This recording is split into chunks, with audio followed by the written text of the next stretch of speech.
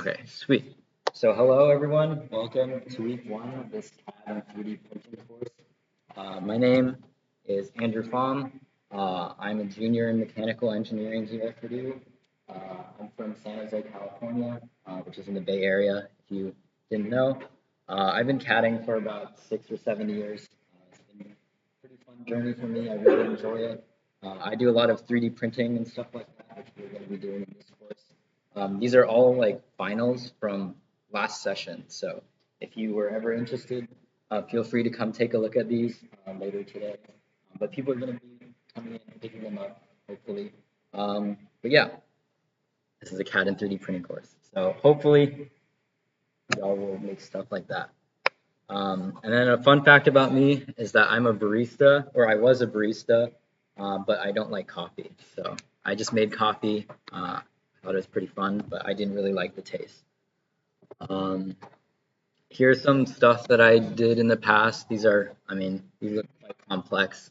But once you finish this course, all this stuff is very possible for you to do.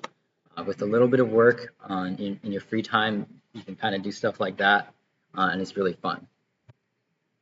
We also have a wonderful TA today.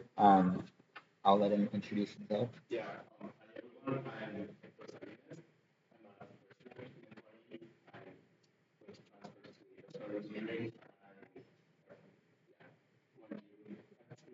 I just took this certificate. I was in the last session because I wanted to get certified. Actually, my final project is right here. It's very down here. Yeah, from Mexico. And fun fact about me is that I know how to play the guitar. I do it pretty well. So if you have any doubts, I will just be talking around. You want to let's go. So just let me know and I'll be over there. Yeah, we are both here for you. Obviously, we're teaching this class, but hello.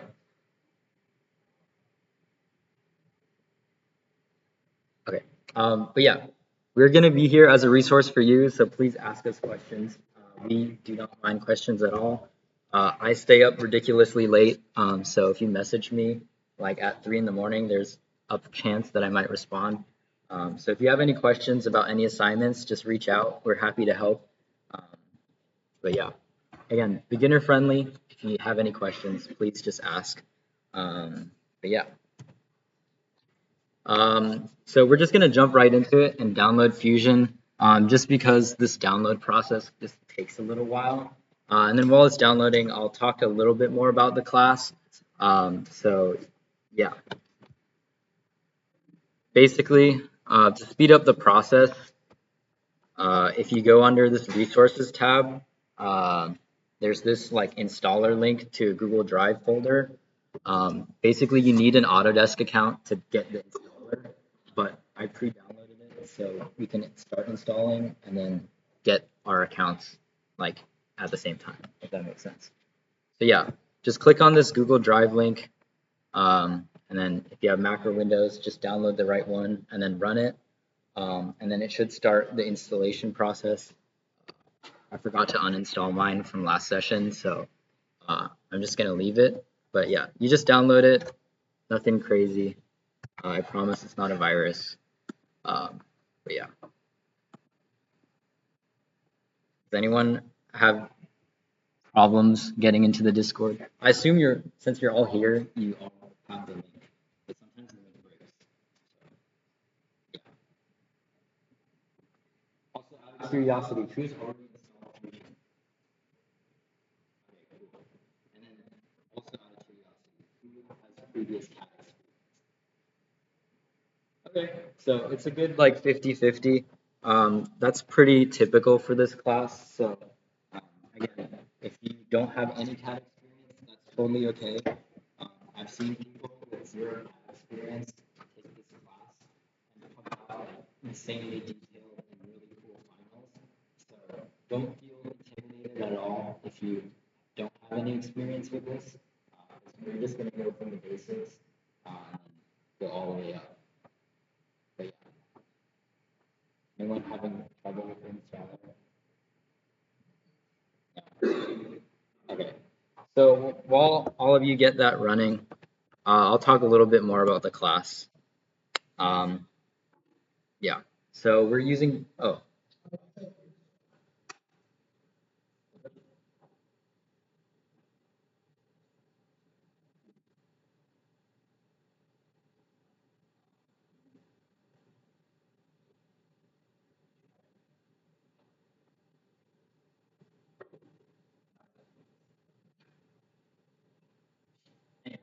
yes, we didn't use it in this course. So if you've used a different CAD program, please don't use that for this. I've had people send me like their assignments, and it was like obviously on another program. Please don't do that. This is a Fusion class. So yeah, submit stuff using Fusion. I hope that's self-explanatory.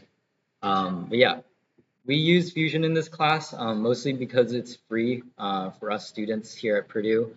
And it's free for a lot of people. Lots of hobbyists use it. It's a very popular program. We find that it's pretty intuitive and user-friendly, especially for those who are just beginning. Some of the other CAD programs like NX and SolidWorks, while like some people think that it's a little bit more powerful, it's a little bit less intuitive. So we think Fusion has a pretty good learning curve for a CAD program, so that's why we use it. It's also cloud-based, so you can save all your files on the cloud, which is really nice. And it also means like your barrier to entry with like a computer is not very high. So some other CAD programs need like really powerful computers to run them, or else they crash. But Fusion's pretty light, which is pretty nice. Um, the other thing, because it's cloud-based, is that it allows for collaboration. So if you're ever in like a group project, or if you're in a club that's designing something, Fusion's pretty great because you can send them files and you can all work on them together. So that's another nice benefit. But yeah. Fusion also has a bunch of different tools that we won't be utilizing in this class, but if you were interested, we have other milestones courses that covers them, like FEA and GD&T, if you know what that is. But yeah, Fusion's a pretty nice platform, and it's pretty good for us students, so that's just kind of why we use it. Yeah, a little bit more about this class. You are taking a milestones class, which is kind of like an enrichment class, right? So it's a skills-based workshop that is kind of outside of your normal curriculum, so that this doesn't affect your GPA. A lot of people ask me that. So yeah, it doesn't affect your GPA, but upon successful completion, you do get a certificate. It's a digital one, so it's from Purdue, not just from like me. So it's like an official Purdue thing, and you can put that on your resume or your LinkedIn or something, and then you can use it to kind of prove that you know how to CAD stuff. I will say though that the process for getting them approved and sent out usually takes a while. So don't freak out if you like pass this class and you have to wait a couple months for the certificate to come in. That's just kind of how it goes. And it's kind of annoying, but it is what it is. I've had some people reach out to me saying like they were taking this class for extra credit in something that they were taking. So if they want proof that you passed or something, you can have them like reach out to me, and I can just like confirm that if you do pass, which I hope you do. But yeah, I hope that kind of makes sense. Yes. Okay. But yeah. Some course objectives, we're going from the basics, so we want you to understand like the importance of CAD and why we use it. And then we're going to teach you over the next couple weeks all the necessary tools that you might need to make whatever design that you want, right? And then in the end, we're going to render them to make them look professional, and then we're going to print them. So just like those over there. Also, as you can see, I am a student just like you. So I'm a student who is part of ASME, which is the American Society of Mechanical Engineers. And we collaborate with Purdue Milestones to bring this class to you. So I'll just talk a little bit about ASME. Basically, we're a pretty big organization here at Purdue. We like to prepare all of our members for success, both in school and out of school. So we do a lot of leadership opportunities like this right here, like me teaching this class. But then we also do professional development stuff. So we help with resumes and all that fun stuff. We do a really wide range of things. The biggest part of ASME are mostly the design teams. So we all do, we all have like different subsections on different projects that you could do. So if you're interested, I think small projects is doing something else, but that's the one I first started in. Made battle bots one semester. We made drones, I think, a semester or two ago. But we do a bunch of different things, right? Lots of things for people of different interests, and you don't have to be in ME to join. So we're not like exclusive like that. If you want to join, you totally can. So here are just some of the design teams. We have some more stuff. We have a Grand Prix team and do other stuff like that. I know we have a rover team, and I think we're doing a couple other things that I haven't mentioned here. But yeah, ASME is pretty great. Lots of great opportunities if you're interested. But yeah, yes, professional development, help with resumes. I think I mentioned that already. But yeah, here are some of our connections or sponsors. If you're interested, you can join our Slack. I think this QR code works, but if not, then I can help you out and get you in. But yeah.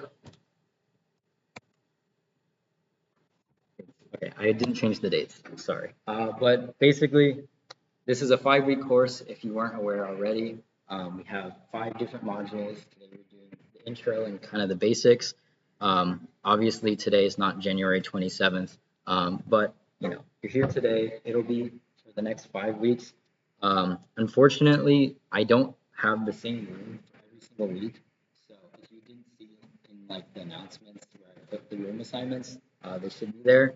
If they're ever subject to change, then I'll let you all know before class. But yeah, just 5:30 to 7:30. Just show up here, and then we'll get started. But yeah, I guess now is a good time to talk about attendance. If you didn't read the email, the attendance is there's no unexcused absences. So that means like I totally understand because I have exams and stuff like that, or I have a job interview. If you can't be here for whatever reason, you can just let me know and then fill out the absence form, and that just lets me like know that you're still like participating, but you just won't be here. Because the number one reason that students don't pass is they just like stop showing up and stop turning stuff in. Because you'll see pretty quickly that I do most of the assignments in class, and there's like a likelihood that you can finish most of your stuff within the 2 hours that we set aside on Mondays. So yeah, please show up if you can. But some people have exams that emailed me today.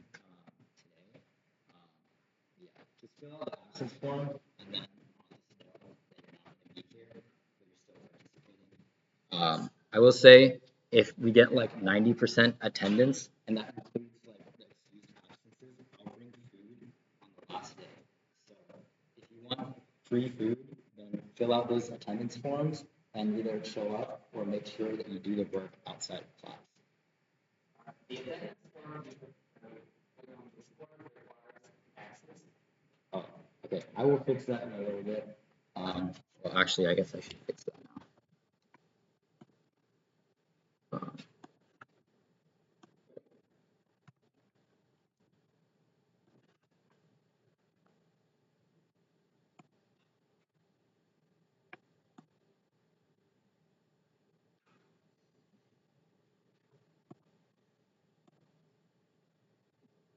Okay. Does everyone want to try that now? That's my bad. But yes, please fill them out so then I can bring food because I want to eat stuff too. And I believe this first form will inform me of any dietary restrictions if you so choose to tell me because I don't want to poison people. But yes, 5:30 to 7:30. I think we will be here next week, but we have a different room for the last 3 sessions. So yeah. Does anyone have any questions about like this course structure or the attendance policy? I'm pretty relaxed about it, so just, please fill out the forms. I get that, you have other stuff going on. But yeah, this is a little bit of a bigger or more in-depth breakdown. Basically, you need a 70% to pass this class, so it's a pass-fail basis. So it's pretty relaxed, in my opinion. This is very doable for most people. So there's all the point values. I have rubrics. So if you want to see what I'm grading on, you can open up the rubrics. They're public to everyone. So you'll know what I'm looking for, and hopefully you can get that 70%. And again, I'll do a lot of these in class. I won't be doing homeworks in class, but most of the ones that don't say homework, besides the final project, will be done in class. So again, if you show up and you just do them here, you should be pretty good to go. Yeah. Any questions? All right. Okay. So by the end of this course, we're going to have you render your final project, which is basically allowing you to design whatever you want. You can see here that there's a really wide range of final projects. Obviously, please keep them like school appropriate. I don't want to be 3D printing inappropriate objects. Um, I actually don't know. That is one of the like default rendering places in Fusion. So it it probably is. If you're like good at GeoGuessr, then you probably know. I don't. Yeah, it's called Plaza. I don't really know. But yeah, that's one of the things we're going to be doing like week 5. So that's just kind of what's to come. Um, yes, so rendering and then preparing your model for printing. We're going to teach you how to print stuff. And then the last kind of little thing for the finals, we want you to design it to be manufacturable. You can see some people from the last session did a pretty good job about that and made things very printable. And then you can see others kind of went ham on their design and then made it hard to print. I would like to print all of these finals if you so wanted to. So if you design it to be printable, it makes my life easier. And then it'll make your life better when you get your print and it doesn't like disintegrate in your hand. So yeah, we're going to talk a little bit more about like designing for manufacturing a little bit later. So don't worry about that. But yeah, that's basically what we're going to be working towards over the next 5 weeks. It's not too bad. This final you'll actually come to see is probably one of the easier assignments. I think like week 2 has, in my opinion, the hardest assignment. But because the final is literally design whatever you want, the restrictions are pretty free. So don't stress too much about this final. Cool. Awesome. Here's some like renderings of some past finals. I think this was a couple semesters ago. You can see that some of these are pretty highly detailed, which I think is really awesome. A lot of people put a pretty good amount of time into making finals that are pretty awesome. But again, like that's not like a requirement. These are the requirements for the final are very loose. So if you're really short on time, you can just like crank one out and you'll probably be good to go. But I will say that this course is kind of a like you get out what you put in, if that makes sense. So if you put in a lot of effort into learning different skills and trying new things, you'll become a better designer as a result. But if you want to do the bare minimum and just get that certificate, that's perfectly cool too. I can't stop you from doing that. But yeah, these are some pretty cool ones. I encourage you to make or challenge yourself, but if you're busy, I totally understand. Okay. Any other questions about like the logistics of this class? Sweet. I'm just basically doing a lot of talking today, so yeah. Um, So I'm hoping that everyone has their Fusions installed. If you haven't and it's running, that's totally fine. But the next step is to create your account. You can go under like the resources tab and then open the registration link. It's just like autodesk.com/register. When you enter in your credentials, please use your Purdue email, just because if you don't, then Fusion won't know that you're a student here, and then it won't give you the education license. And you need the education license to like do stuff. So please use your Purdue email. But yeah, anyone, what's up?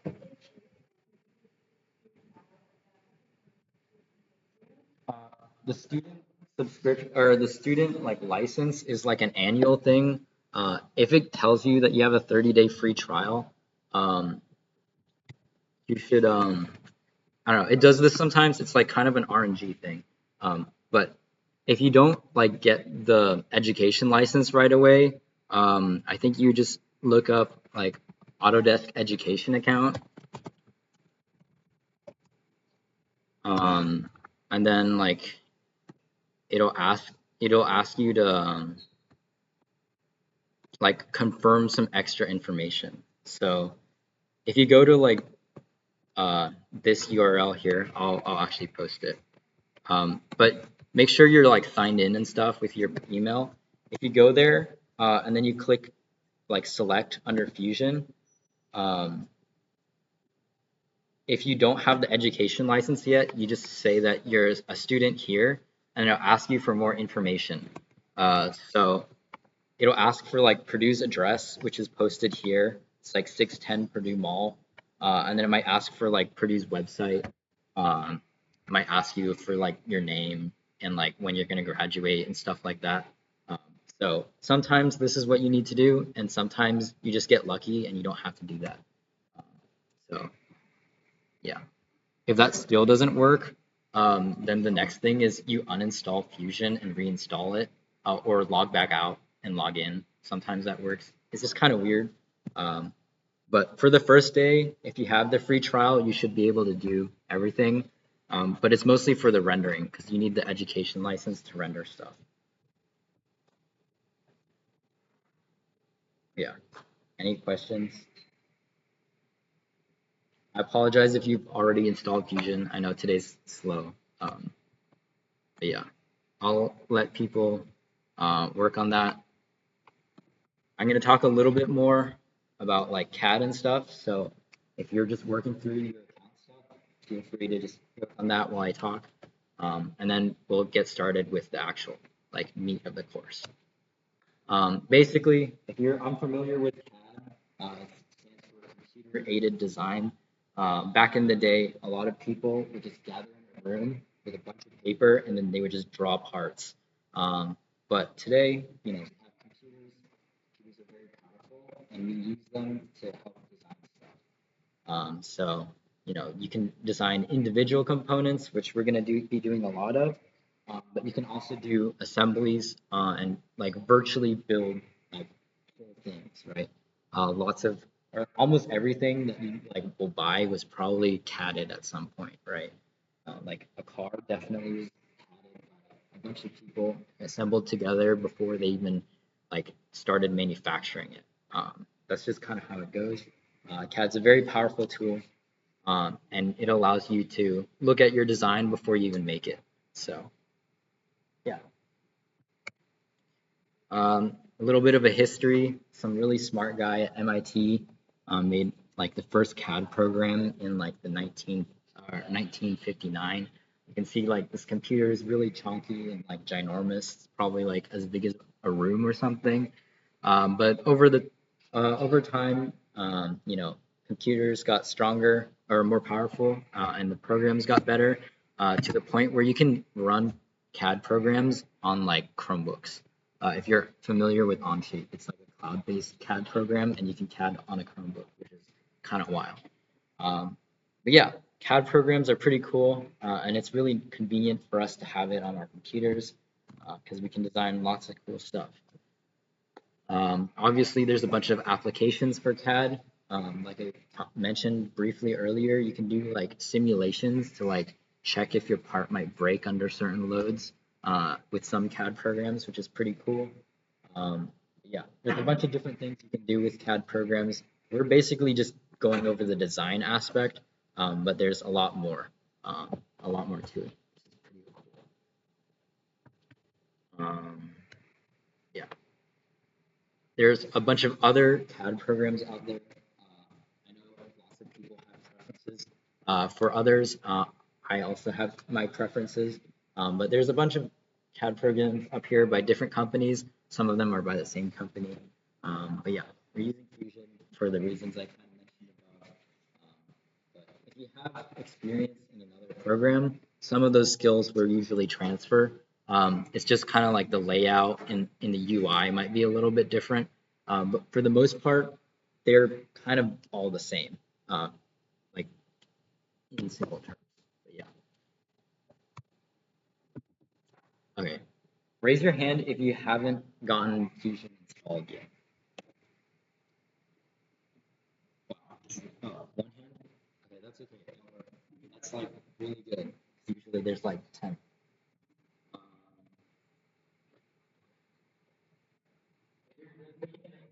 Um, it'll probably ask you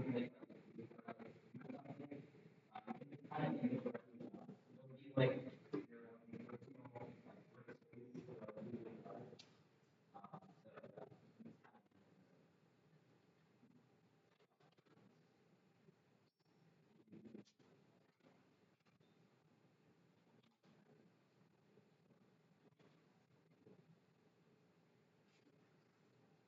another thing, you have to miss class for whatever reason.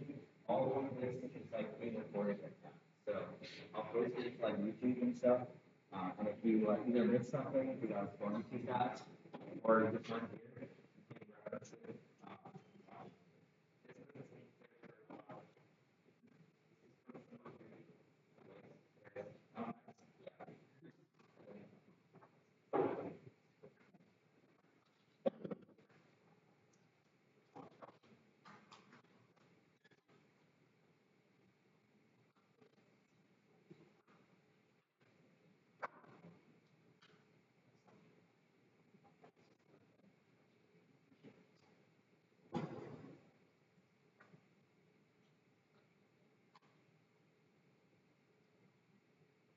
Also, if you don't have a mouse, I highly recommend you either get one or rent one.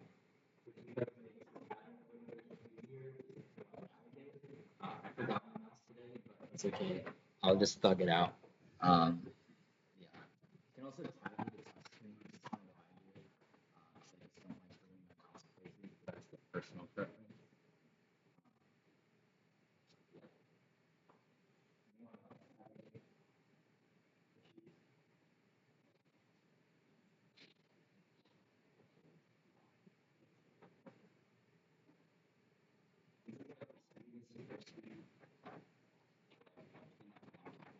Okay. Are you raising your hand?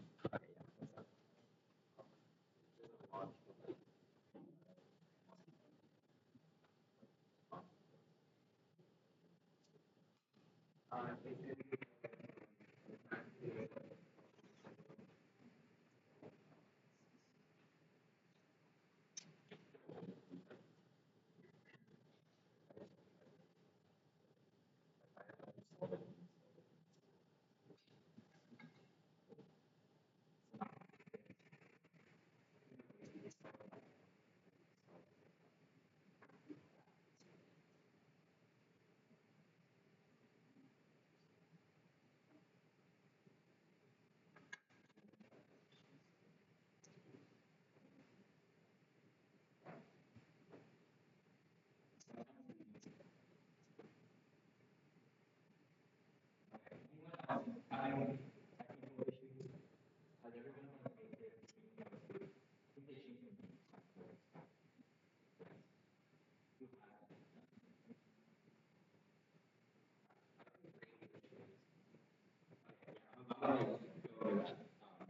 Everyone's like got their license and everything, which is really awesome.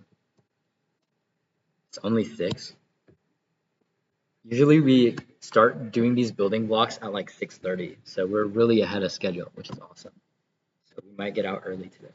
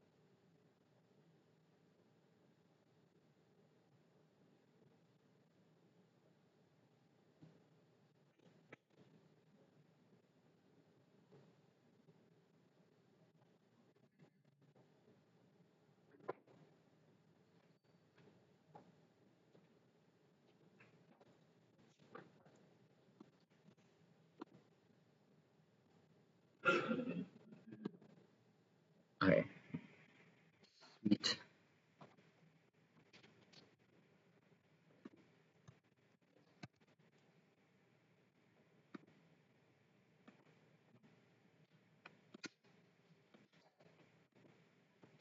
Okay, so I'm assuming you all have Fusion installed and stuff like that and have it open. I'm hoping yet your screen looks something similar to this. Um, but basically, this big area with like this grid pattern is just kind of your main work environment. That's just where you're going to be, designing stuff, right? So your designs will go in here. If you don't have the layout grids or you like don't like them, you can toggle them on and off with the little drop down over here. Yeah, this is kind of your main workspace. Up at the top is kind of the toolbar, so it's where you're going to be selecting all the different tools and functions that you might want to use. Depending on like what state you're in the CAD program, the toolbar may look different. For the most part, we're going to be working under like this solid tab, but then when you create sketches and stuff like that, it'll make its own like sketch tab. But yeah, don't, or for the most part of this class, we're going to be like avoiding like surface modeling and stuff like that. So if your like toolbar looks like this and you start doing stuff, then it might like make your designs like look weird. So please, make sure it's solid if you ever forget. You know, all these blue tools, it's just kind of what we're going to be using. Um, Over here on the top left is like this like array of like 9 squares. Clicking on that will like hide and show your data panel, and it's kind of like your Google Drive or just like storage of where all you leave or where you leave all your designs and stuff like that. Um, Personally, I like made a project just like for this class instead of just like having them strewn around everywhere. So I made a project. This one's Spring 25. And then you can make like folders and stuff like that. Just kind of like any file explorer. Um, so I'm just gonna do one for session 2. And then I'm just gonna hide this just so you can see the like design space a little bit better. But if you're ever wondering, that's just kind of how you hide and show it right there. If you join like other groups, oh, okay, they call it hubs now. If you join any other hubs, you can like click on this drop down and switch between them. You can see like I'm a part of a couple of them. But yeah, that's kind of what you would use if you like made a project with like a bunch of people. You would make a hub and then you could like collaborate on it. Anyways, so let's just get started. Jump right in, making some simple building blocks. So I'm just going to start with the cube. Basically, how a lot of these work is you make a 2D sketch, and then you'll manipulate the 2D sketch to make it 3D. In this case, for like a cube, you're just gonna draw a square and then you're gonna extrude it. So it basically like takes the square and it like pulls it into a cube.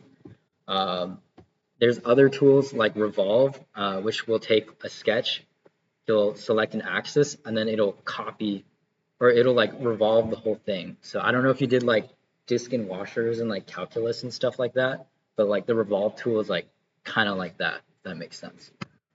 So we're gonna do some extrudes, or we're just gonna start with an extrusion. But to do that, we first need to make a sketch, right? So to make a sketch, you're gonna be doing this a lot. So there's this create sketch button on the top left. One of the nice things about Fusion is if you don't know what something does, if you hover over it with your mouse for a while, it'll give you like a brief description. So if you're ever lost or you want to know what something does, you can do that.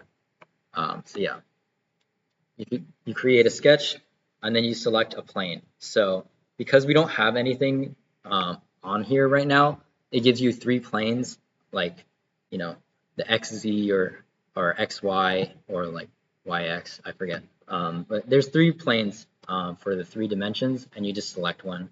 I'm going to select this one, which is just the top plane.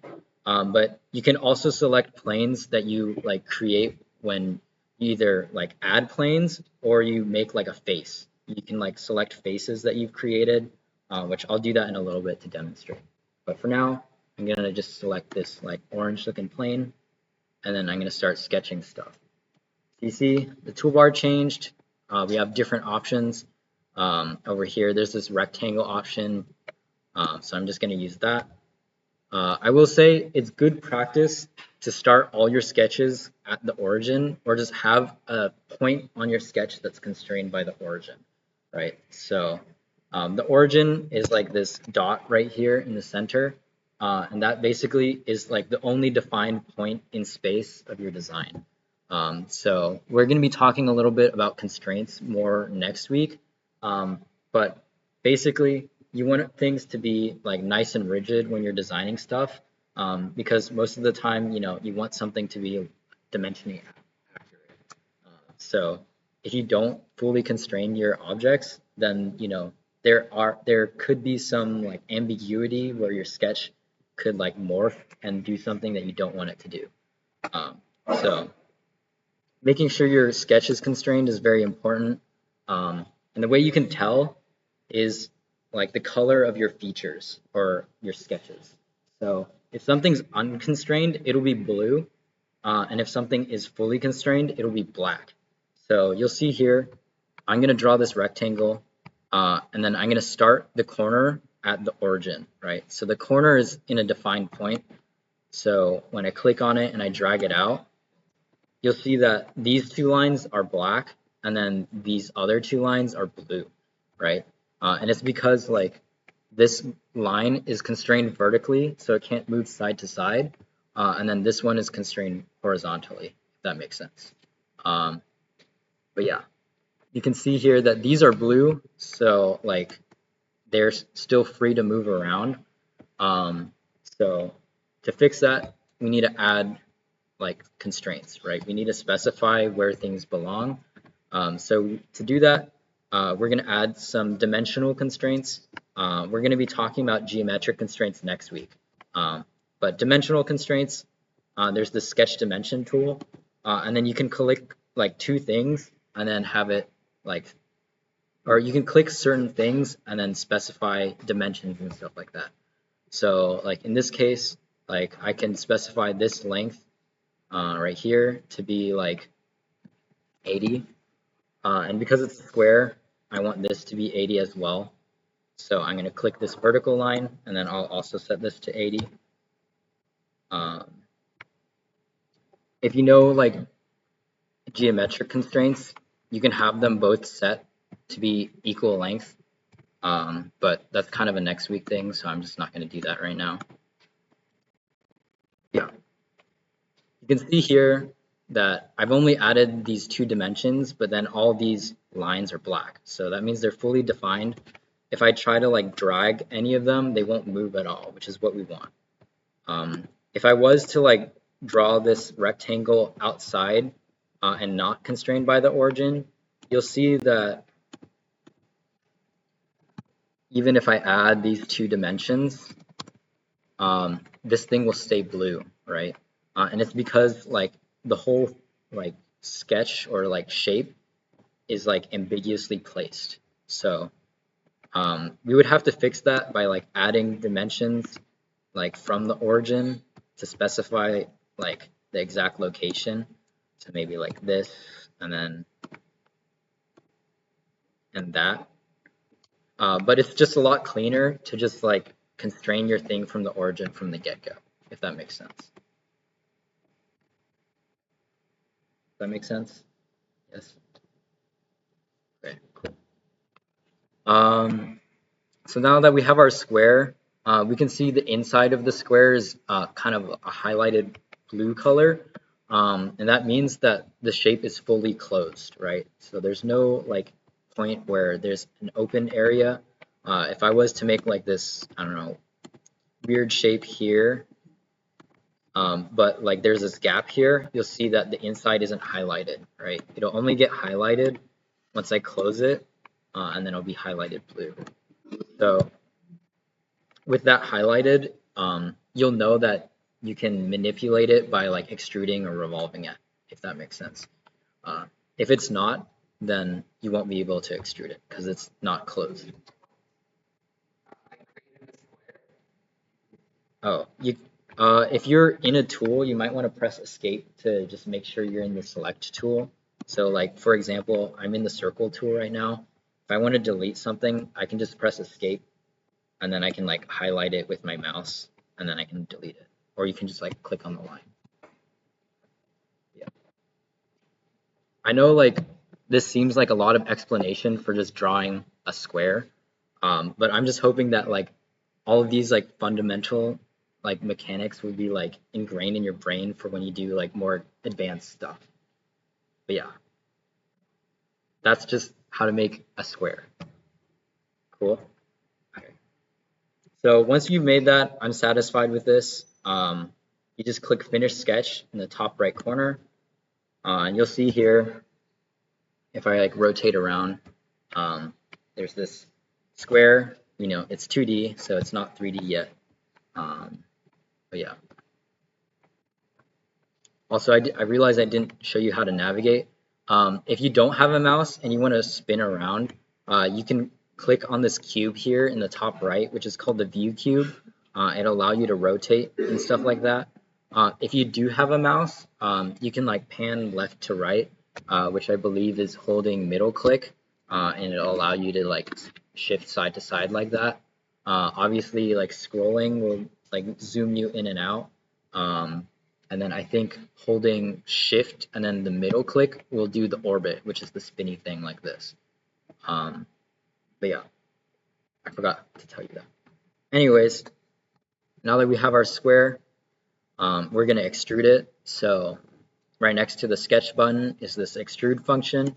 If you click on it, this auto selects it just because it's the only closed feature. But if it wasn't, it'll just ask you to select a profile. Again, you just click the area you want to extrude.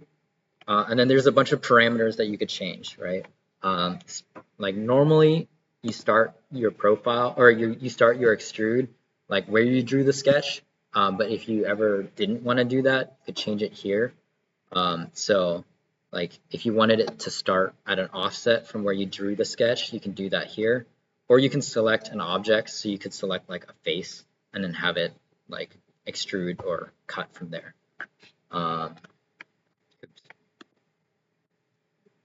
The direction is just kind of which way you want the extrude to go. For this case, in this case, I'm just going to do one side, but you can do two sides if you want it to like extrude like 10 in one direction and like 30 in the other direction. And then symmetric, you just specify one dimension and then it does that same amount in both directions. So yeah, a lot of these are like kind of self-explanatory when you just like read the description or the name of the function. In this case, we're using the distance function to specify a specific distance, right? But if you wanted it to extrude to like a face or something like that, you can do to object. And then if you want it to go through your whole model, which we don't have yet, you can just select all. Obviously, we're doing distance. You select the distance here. In this case, I'm doing 80 because I set the length to 80. And then you have this nice square. So it'll give you a preview. If you're happy with that, you just press OK, and bam, you have a square. It's pretty crazy stuff. Okay. Anyone confused about this? It's okay if you're not. I realize I'm kind of over explaining things, but I hope that the fundamentals make sense. Cool. Okay. So I'll go a little bit faster this time. I'm going to do the cylinder. In this case, I'm just going to do a revolve because I want to, but there's more than one way of doing it. You might come to realize that like there is more than one way of doing certain things. For some things, I'll like specify when you should do it a certain way, but a lot of the times it's kind of a preference thing. So, you know, for a cylinder, right, you could take a circle and then extrude it like we did with this cube, but you could also take a rectangle and revolve it, right? So depending on like your scenario, you might want to keep that in mind. I'm just going to show you the revolve tool so you know how it works. But if you wanted to do like the circle and extrude, you could do that too. Okay. So I'm going to start with another sketch. Instead of selecting these planes, I'm just going to select a different one just so you can see how it works. So I'm going to just select this plane or this face on the square. And then I'm going to start drawing a rectangle. And yes, I'm going to do some things that are like bad practice for this scenario just because I'm drawing like multiple bodies like in the same like design. So like when you're designing one part, don't do this, but you know, this is just kind of the basics. So I'm just going to place this arbitrarily over here, and then I'm going to start dimensioning it. Because it's away from the origin, I have to specify some of these distances. So I'll do that. Maybe, I don't know.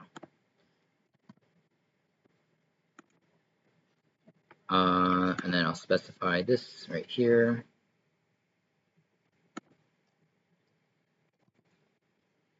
And then that height, I'll do like 120. Okay. So that was a little bit faster. I hope you got that. But you can see here, you know, I have this rectangle. It's fully constrained. What's up?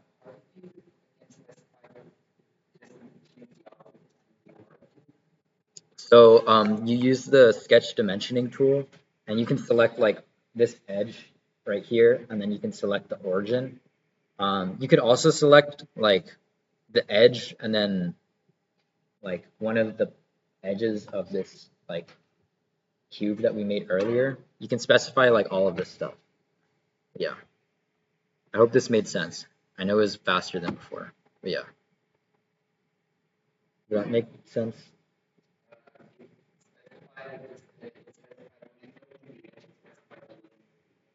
Oh, okay. So you may have like pre-clicked something. So if you press like escape and then like go back into the tool, then you can like probably select the two ones that you were actually looking for.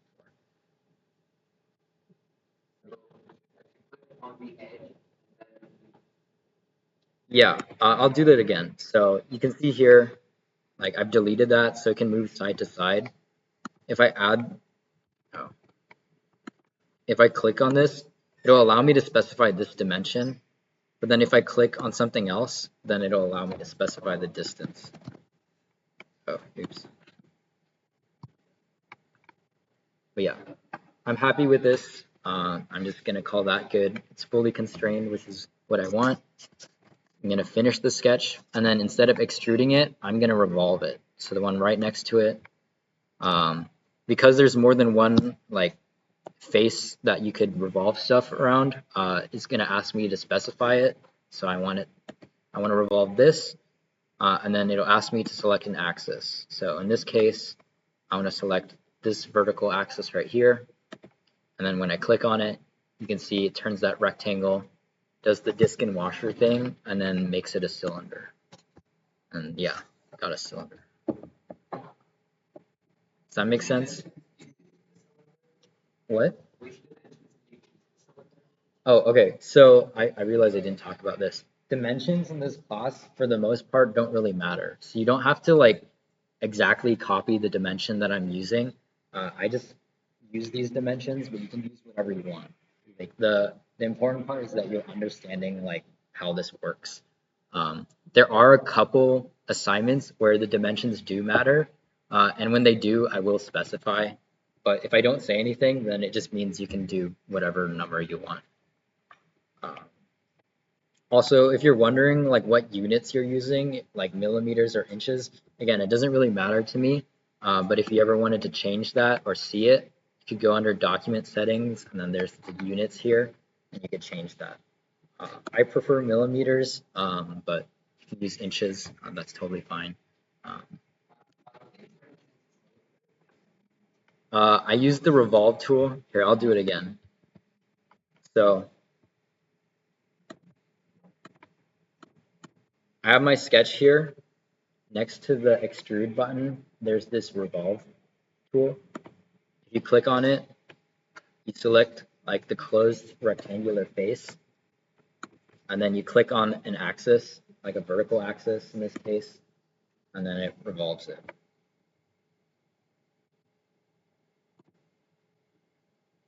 Does this make sense to everyone? Who's having trouble with this? Okay.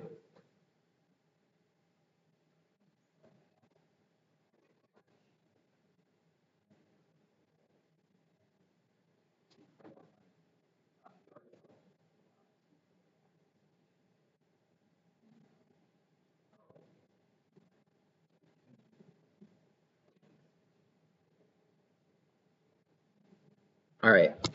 I hope that makes sense. Uh, if you ever wanted to look at another sketch that you've created previously, you can hide and show them with this drop down over here with the little eyeballs. You can also like hide and show different bodies, so I can like hide the cylinder if I wanted to. But yeah, that can be useful depending on what you're doing. Yeah. Okay. So the last thing on this, besides the color, is this little like arch or bridge looking block. There's a number of ways that you could do it, right? Again, there's no like right or wrong way. There's just kind of like someone's preference. There are like, in my opinions, like more efficient ways of doing things. So I'm gonna show you like the way I would do it, but obviously if you want to do it another way, you totally can, right?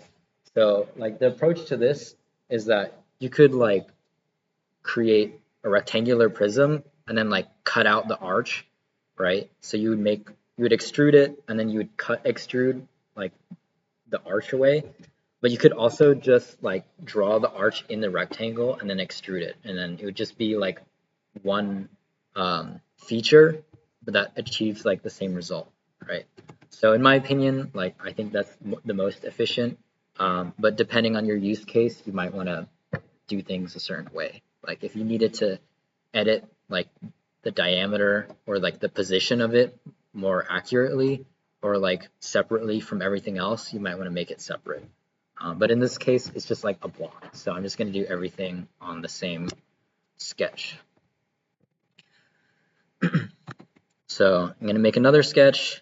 I'm going to click this face here. Again, I'm going to do the thing I told you not to do and draw away from the origin, just so that I don't have the blocks phasing through each other. I'm going to specify some dimensions to make a rectangle. So I'll just do like 150 or something, and then do like 80. Okay. So we have this rectangle. I'm going to create this arch by drawing a circle. So Fusion will kind of snap to certain things. So you can see here, it's kind of snapping to the middle of this line, and it's like denoted with that like triangle symbol, and that means midpoint. But we'll be talking more about that next week. So I'm drawing the circle, setting the diameter, and then I'm going to cut away all the stuff I don't need. So you can see here, you can see the arch, but then there's also like this extra line area and then this bottom circle or half circle. So I can trim it away with the trim tool, which is like these scissors over here. I'm going to select the trim tool. You can either like click on lines or you can like hold down and drag, and then as your mouse goes through something, it'll trim it. So I'm holding down my mouse, and then as I approach this line and I touch it, it goes away. But then you can also just click the line. Okay. So you'll see when I did that, I trimmed away the line that the circle was referencing to, right? So you see like before it was black because it was fully defined, but because I deleted part of the line that it was referenced to, then now it's blue. So now that it's blue, it can like shift from side to side, and we don't want that. So we're gonna center it. There's the trim tool with the scissors. So this is a little bit of like a preview into next week, but we're going to be doing like the geometric constraints. So I was saying how you could like set the square to have equal sides. This is another like good use case for that. I want both of these lines to be of equal length, right? And I could just like dimension it with like the sketch dimension tool and do like 50 divided by 2 because like, you know, the diameter is 100 and this is 50. But I could have Fusion do it for me by adding a geometric constraint. So I'm going to set this to equal by clicking this tool, and then I'm going to select these two lines, and then it automatically will make them equal, right? And geometric constraints are pretty powerful. We're going to be going into it like next week. But you'll see like if I change some of these dimensions to like 200, for example, I don't need to change these lengths because they are already like computed for me. So that's kind of a nice thing. But yeah, that's this fully constrained. I'm happy with that. I'm going to extrude it just like before. If you wanted it to go in the other direction, you can just put like a negative sign in front of it. So I'm just going to do that. And I'm going to select OK. What do you mean?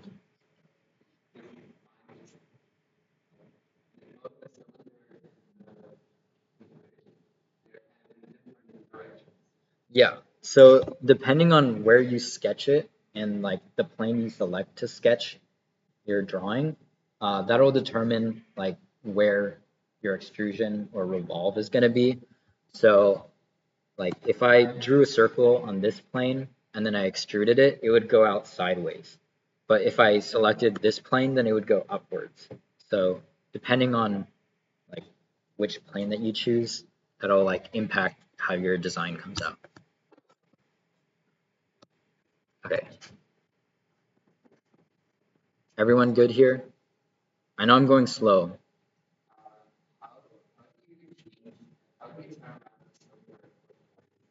So in my opinion, the best practice would just to be redraw it into the correct plane.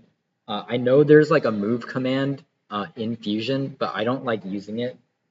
So I would just like delete your extrude and sketch and then redraw it. But yeah, that's just why I would do it. Okay. So the last part of this is adding appearances. You can see like all these blocks are like kind of gray and boring. So we're going to make them colorful.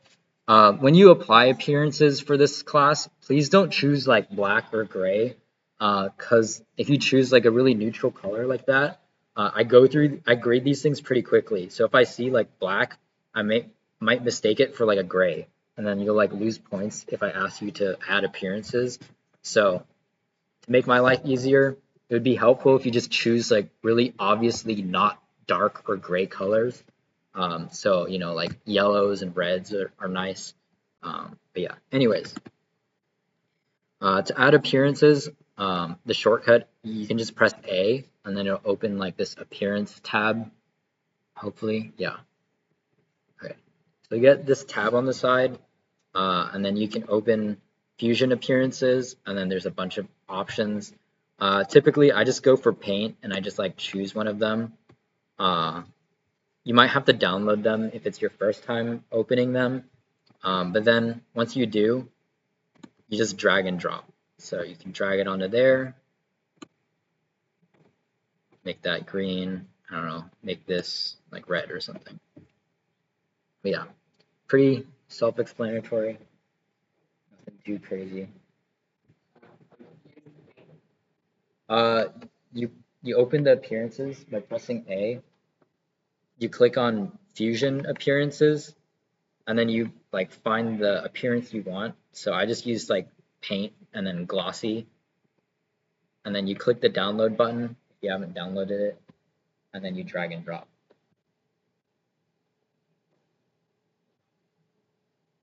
Okay, raise your hand if you're not like caught up with me, which is okay.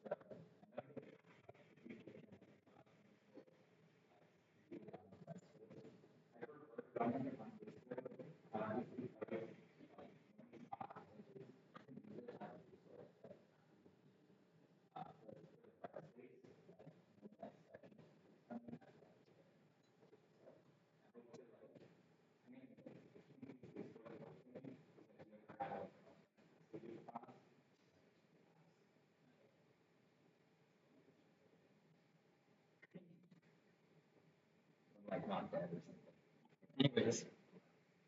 Oh yeah.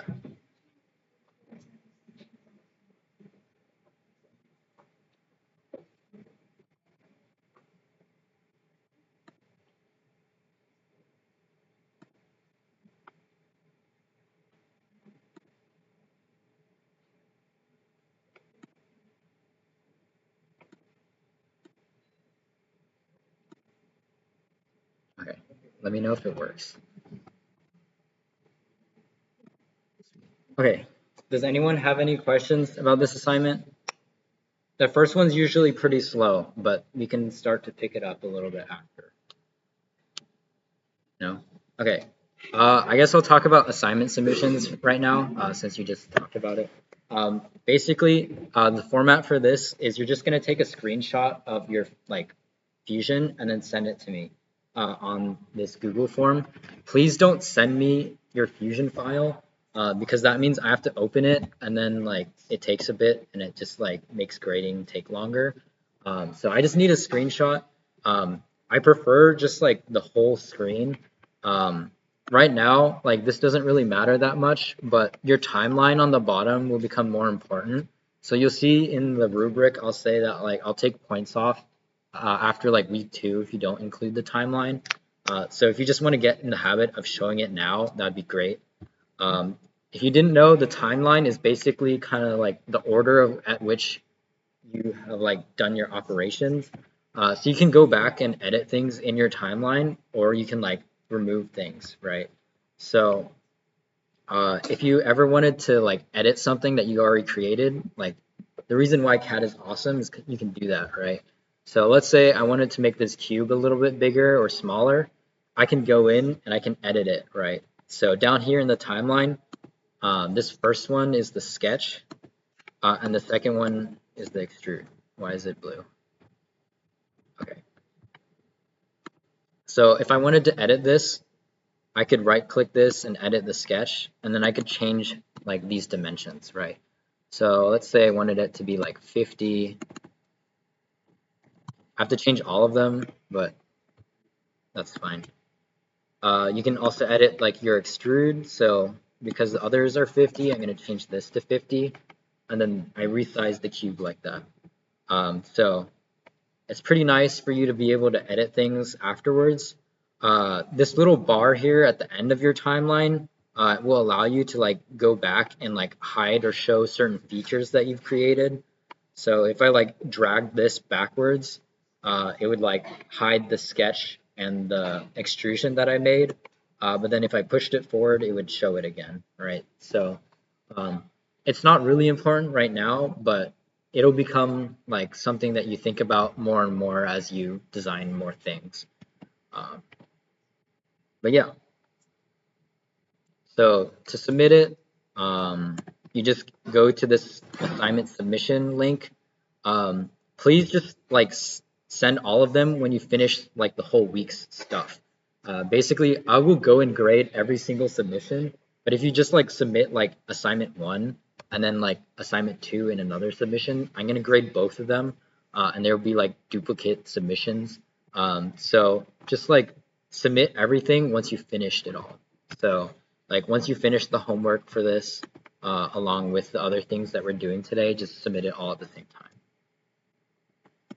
time. As for due dates, the homeworks are due like right before like the next class starts. So it could be like what 5:29 p.m. on the next Monday.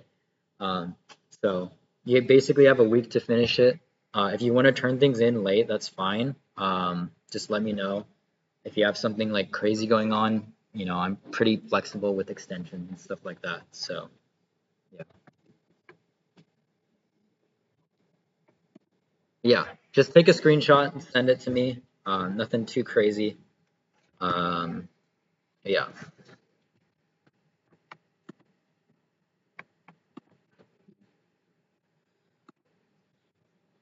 Okay, now that we have the building blocks done, I'm gonna do this Purdue hammer, or this just hammer in general. I'm gonna save this, so Control S or Command S. Uh, and then to make a new design, I'm gonna click this plus, just like making another tab, and then it'll open a fresh workspace. So the approach that I want to do for this is I'm going to make a cylinder, and then I'm going to make this rectangular prism. What I'm going to do is I'm going to make this rectangular prism kind of like phase through the cylinder that I've created, right? You could create like one cylinder and then this rectangular prism and then another cylinder on top of it, but I'm going to do it in like 2 operations, if that makes sense. Again, it's a preference thing, but you'll kind of get a feel for it as you do more CAD stuff. So I'm going to make that sketch. I'm starting at the origin here, and I'm just drawing a circle.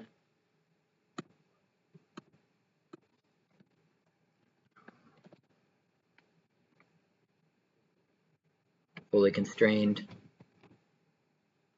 Again, I'm going to be moving a little bit faster. If I'm going too fast, just let me know. So I finished the sketch. I'm going to extrude it. Let's do like 50. This is a new project. If you want to open it, it's just like a new design with like the tab up there.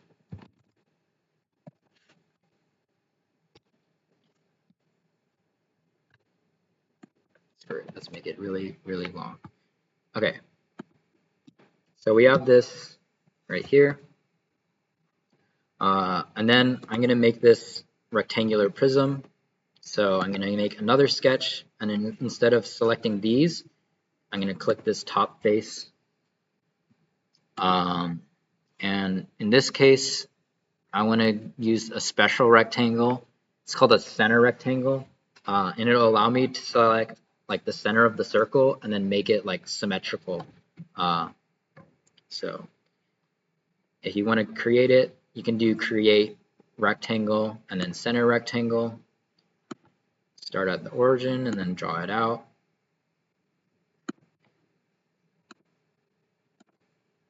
I'm going to set these dimensions.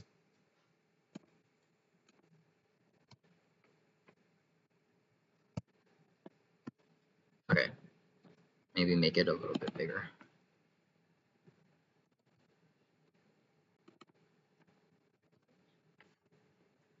Okay, so I'm happy with this. I'm going to finish it, and then I'm going to create this extrusion.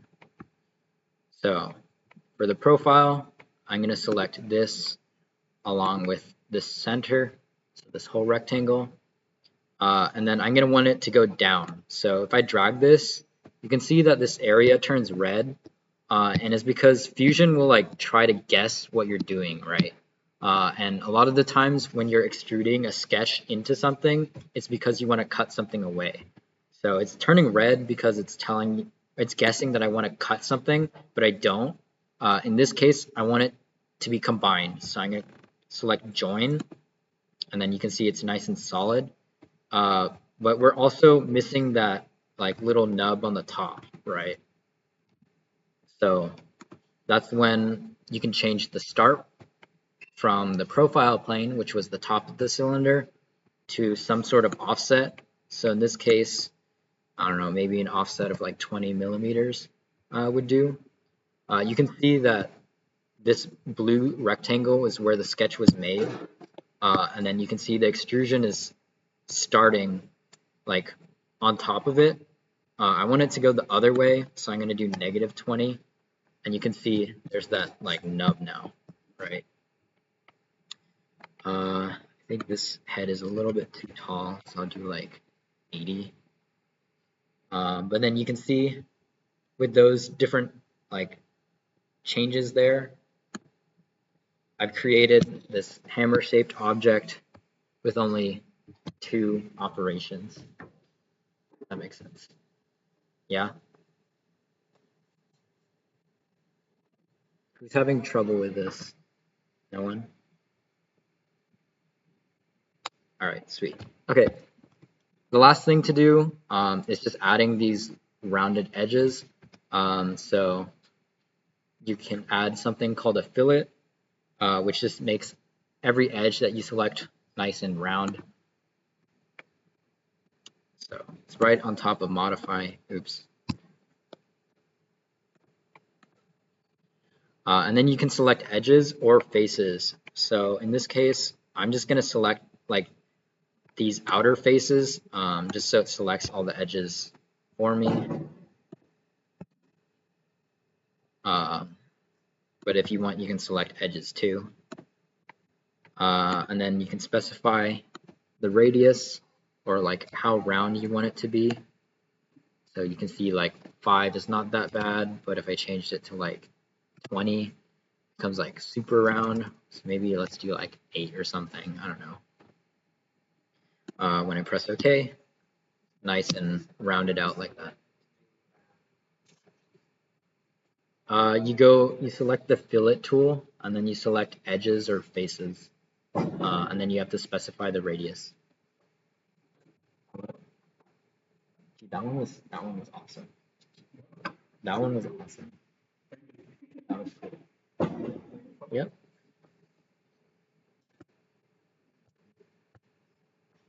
Okay. Does anyone have any questions about filleting stuff? No? The what function? The cylinder? Oh, the fillet? Yeah. So the fillet tool is like right here. And then you can either select edges like this, or you can select faces. So like this face would select all 4 of those edges. So you can go around selecting parts that you want to specify or you want to be round. And then you have to change the radius. So over here on this like menu, you have to specify some radius. So when I change the number, it becomes round. And then the bigger the number, the bigger the radius.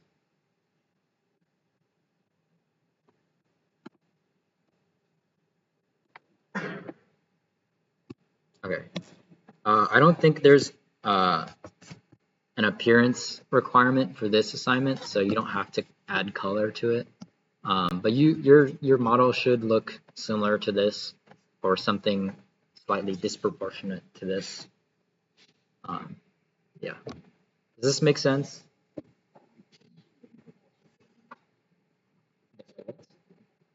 The fillet tool is right above modify, right there. And then you have to like specify the radius.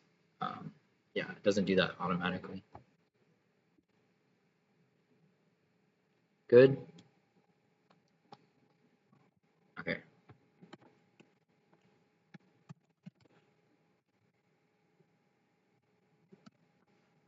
Okay.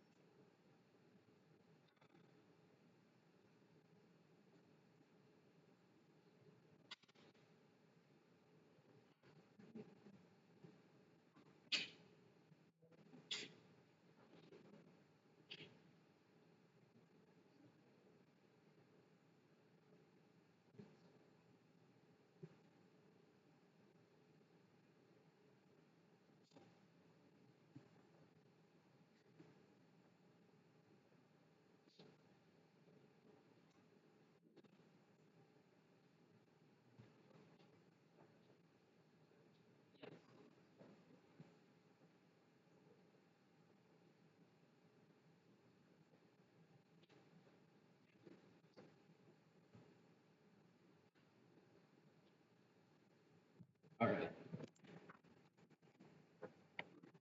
So I'll just do this last one. It's nothing too crazy. Basically, we're going to do a revolve just like I did on the cylinder for assignment 1. But instead of just drawing a rectangle, we're going to be drawing this more complex shape. So you can see here, like if you took like this game piece and you like cut it in half, like twice, you'll get like this quarter profile. And then that's just what we're going to be using to revolve it. So just like before, I'm going to make a sketch. And then I'll just start drawing the general shape, right? So the way I like to do it is I just kind of throw things on there and then I kind of fix things later, right? So I'm going to just draw a bunch of like lines and circles and then I'll trim away whatever I don't need. So make a line here.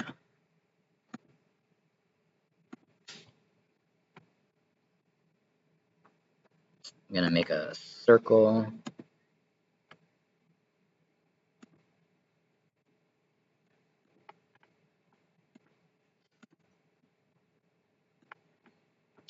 going to make a line going off the circle.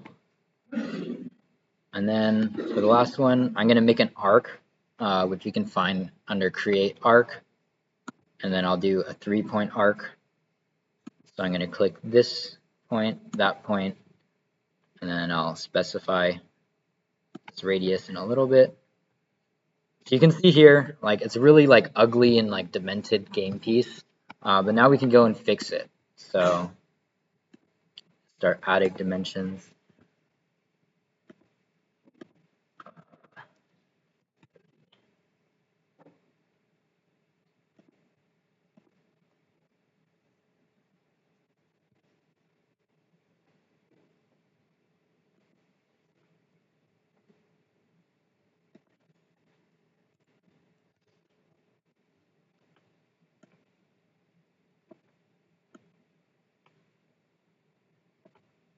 Okay. This goes a little bit into next week, but I'm going to use another geometric constraint. So to make a smooth transition from this line to this arc, I'm going to make it tangent. So I'm going to click the tangent tool and then these two, make a nice smooth curve.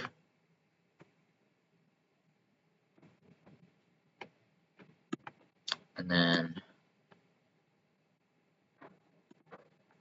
I'll add this radius. And then you can also do angles with this sketch dimension tool if you didn't know. So I don't know, I'll make this like 10 degrees.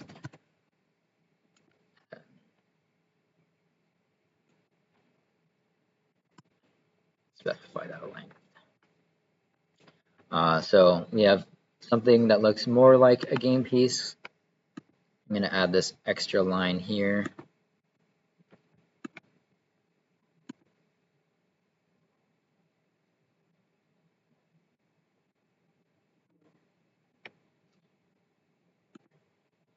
And then I'm going to trim away everything I don't need. Oh, why is it not making this line? There we go. So I'm going to trim this away, and then that away. And then now we have this nice game piece profile that's fully defined. Does that make sense? Okay. I'm going to finish it and then revolve it just like the cylinder from assignment 1. And then there, got our nice game piece right there. We then want to add some text on the bottom. So I'm going to create one more sketch. And then I'm going to add some text by going under Create Text.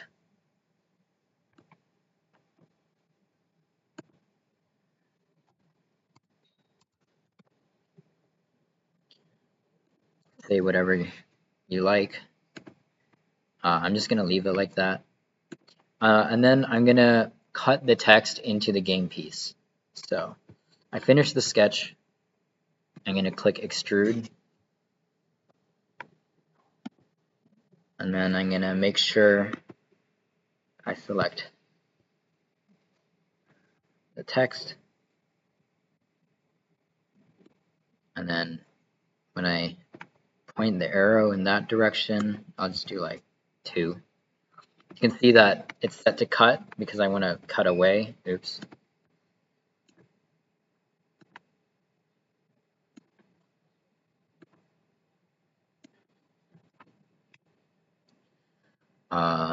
So cut is because I'm removing material. When I press OK, you can see this text is like embossed into the game piece. Yeah. And then the last thing is we need to apply an appearance. So I'm going to open up the appearance library and select some fun color. But yeah. That was basically a quick speed run of assignment 3. Does that make sense to everyone? It's okay if I went fast, but yeah. Also, when you screenshot this, like make sure I can see the text on the bottom, because some people will send me this and I won't know if they did the text or not. Sometimes I can tell if I can see the timeline, because if you just did like the revolve and no text, then you wouldn't have these two like things in your timeline, right? So that's why the timeline is important, not just for grading, but like for you later. So if you do submit a screenshot like this, make sure I can see the timeline so I can see the text, or you can just like send it from this perspective and then I can see the text on the bottom.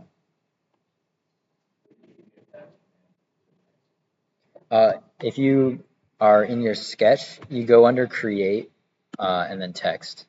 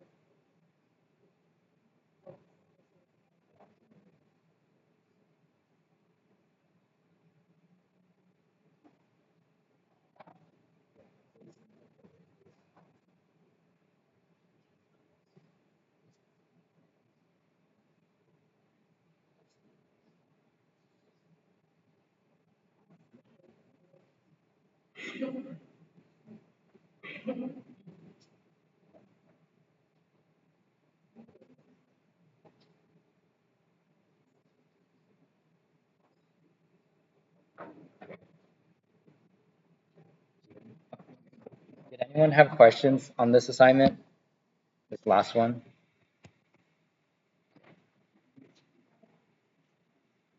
The text?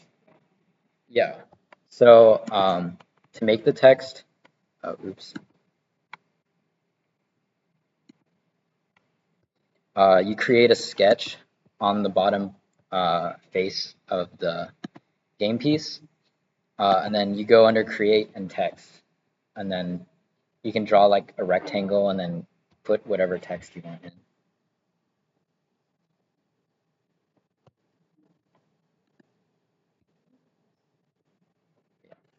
Okay. So I hope that was pretty clear for you. I'll stick around, but basically, like the last thing is your homework assignment.